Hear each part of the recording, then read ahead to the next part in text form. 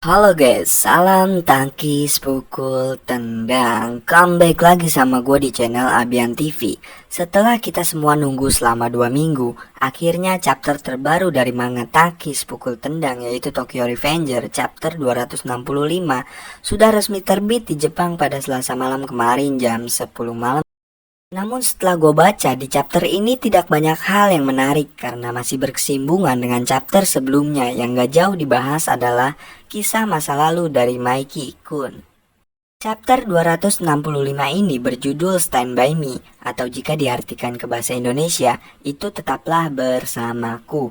Judul ini sih kalau menurut gua penyampaian Mikey Kun kepada Takemechi dan Kisaki Teta. Nah, di sini yang mau gue bahas agak sedikit berbeda dari chapter yang pernah terbit sebelumnya, agar kalian juga nggak bosan. Di awal chapter, menggambarkan di mana Takemechi yang masih sanggup menghadapi si monster Mikey Kun, dan ada beberapa panel yang menggambarkan di mana ketika geng Toman kedua dan geng Tokyo Manji sudah pada tepar dan tidak mampu bangun lagi akibat tangkis pukul tendang yang mereka lakukan.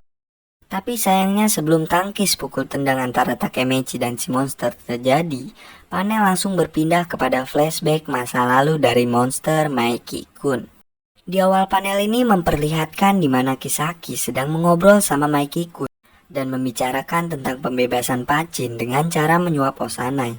Di momen itu, Baji sengaja diam-diam mengikuti Kisaki Teta dan mendengarkan rencana yang akan dilakukan oleh Kisaki Teta.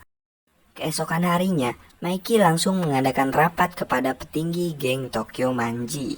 Di sini terlihat para petinggi Toman yang hadir, ada Draken, Baji, Mitsuya, Nayato Kawata, dan Yashi Shiromucho. Di momen itu, Mikey menyampaikan bahwa dia akan merekrut Kisaki Teta untuk bergabung bersama geng Toman. Namun Baji yang sudah mengetahui niat busuk dari Kisaki Teta langsung menentang keputusan dari Mikey. Dan keputusan Baji ini didukung oleh Draken dan Mitsuya. Tapi sayangnya, Mikey tidak peduli apa yang dikatakan Baji, Draken dan Mitsuya. Karena dia sudah membulatkan tekadnya untuk merekrut Kisaki bergabung dengan geng Toman dan menjadikannya kapten divisi ketiga menggantikan. Karena Mikey berpikir bahwa Kisaki adalah orang yang dibutuhkannya saat ini agar bisa menjadikan geng Toman menjadi geng terkuat di Jepang. Karena saat itu dia adalah orang satu-satunya yang dapat membebaskan Pachin dari penjara. Nah, disinilah awal perpecahan geng Toman terjadi. Di saat itu Mitsuya dan Draken setuju kepada keputusan Baji untuk tidak menjadikan Kisaki sebagai kapten divisi ketiga dan bergabung dengan geng Toman. Sedangkan Nayata Kawata dan Mucho setuju dengan keputusan yang dibuat oleh Mikey. Itulah alasan kenapa Draken dan Mikey melakukan tangkis pukul tendang pada episode ke-7 dalam film animenya. Panel pun berpindah di mana Mikey dan Kisaki sedang makan mie ayam di warung babe dan membicarakan maksud Kisaki Teta untuk bergabung dengan geng Toman. Dia menyampaikan ide-idenya agar Toman bisa menjadi geng nomor 1 di Jepang. Walaupun Mikey sudah tahu resiko dari rencana Kisaki banyak pengorbanan, Mikey tetap membulatkan tekadnya untuk memberikan kesempatan kepada Kisaki Teta bergabung dengan geng Toman. Mikey tidak peduli walaupun Baji, Mitsuya, dan Draken menentang. Di lain panel memperlihatkan Mikey dan Kisaki Teta sedang rebahan santuy di pinggir kali, awas kecebur. Dan di sini Mikey curhat ke Kisaki bahwa dirinya mempunyai kegelapan yang menguasai dirinya dan meminta Kisaki tetap di samping Mikey. Kisaki pun langsung menjawab pernyataan Mikey dengan menjawab, "Aku akan menjadi kegelapan di balik cahayamu." Apa maksud?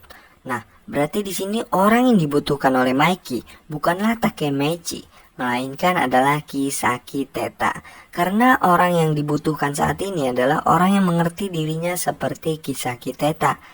Menarik banget, guys. Panel pun berpindah di mana Kisaki Teta yang sudah menjadi kapten divisi ketiga di geng Toman. Dia langsung memulai pertempuran dengan geng Valhalla. Kalian udah pada tahu kan kelanjutannya, di mana Baji yang kecewa dengan keputusan Mikey berpindah ke geng Valhalla agar dapat membunuh Kisaki Teta.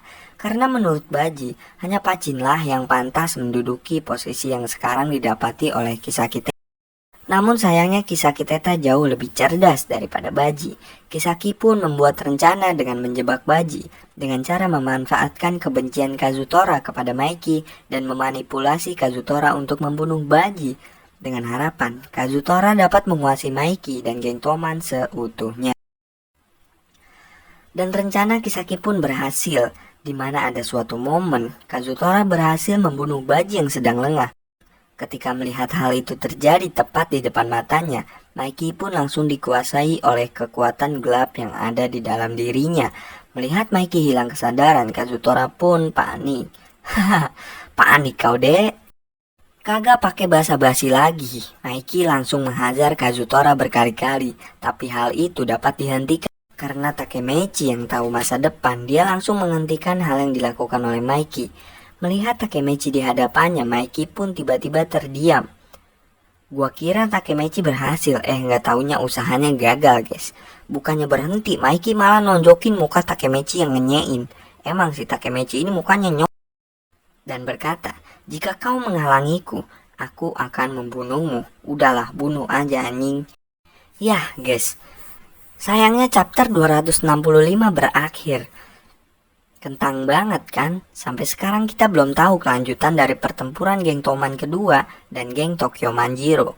Kalian pasti penasaran siapa yang bakalan menang pada pertempuran ini. Karena Takemechi yang cengeng sudah berubah menjadi Takemechi yang mudah menangis. Sama aja, salah. Maksud gua menjadi Takemechi yang kuat. Buat kalian yang belum gabung, mari kita bangun channel Abian TV dan laman Facebook tempat. Bye bye.